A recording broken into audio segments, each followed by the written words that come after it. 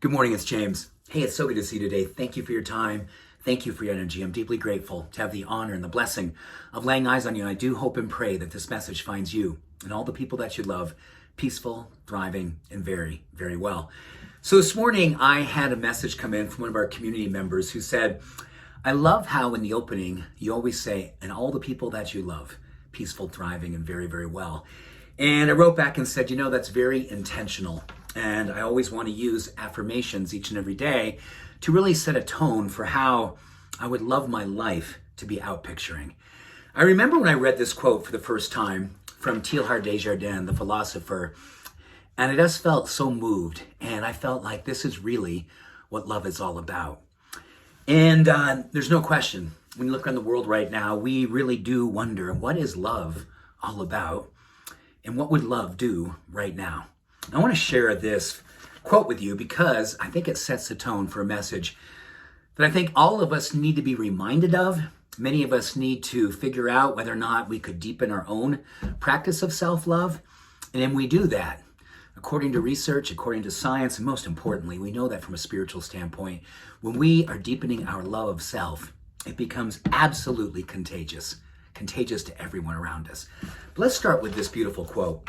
Someday, after mastering the winds, the waves, the tides, and gravity, we shall harness for God the energy of love. And then, for the second time in the history of the world, we will have discovered fire. When you look at the benefits of love, and they've been well researched, there's such a beautiful understanding that an intentional practice around self-love, self-care, and a practice that really we do each and every day that says, this is me establishing the practice and the demonstration of love. And when we do this is what happens physiologically, psychologically, emotionally, and yes, spiritually. We're going to see a decrease in depression and anxiety. We're going to see a stronger immune system, lower blood pressure, longer life expectancy. We'll literally live longer when we love. We're going to also see the pain of acute nature as well as chronic ease under the influence of love. We're going to see 3 powerful neurochemicals increase: serotonin, dopamine, and oxytocin under the influence of self-love, lower levels of cortisol. And the one that I really believe right now is the one that I am most affirming and really, really holding in my heart every time I connect with a self-love practice, whether it be meditation, taking myself for a walk, connecting with you. These are all around my mastery of self-love and my deepening practice based on this one thing. When we are really committed to loving ourselves unconditionally, compassionately, with a little of zealous enthusiasm, we are better at leading others to love. There's this beautiful altruism that happens under the influence of self-love. And I would love for you to think about and really, really honestly look at the way you love yourself these days. Is there a focused practice? Is there something that you do each and every day that says, this is me actively practicing my self-love? Because when we do, all those benefits are there for us. And the one that I really believe we need right now, more than anything, is the benefit of when we love ourselves well, it leads others. It inspires others. It helps others to consider how their love of self is doing. Is there room for more love?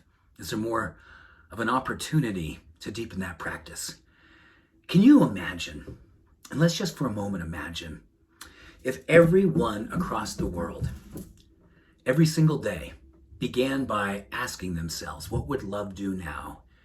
And they answered that with, beginning with myself, this is what love does. The way I move, the way I see myself, the way I dedicate myself to, as Teilhard de Chardin said, we will harness for God the energy of love.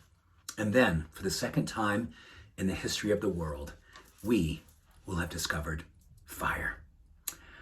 I think it's more than time that we discover this level of love, this level of light, and being in the space of grace as we lead others through our personal, beautiful demonstration of love.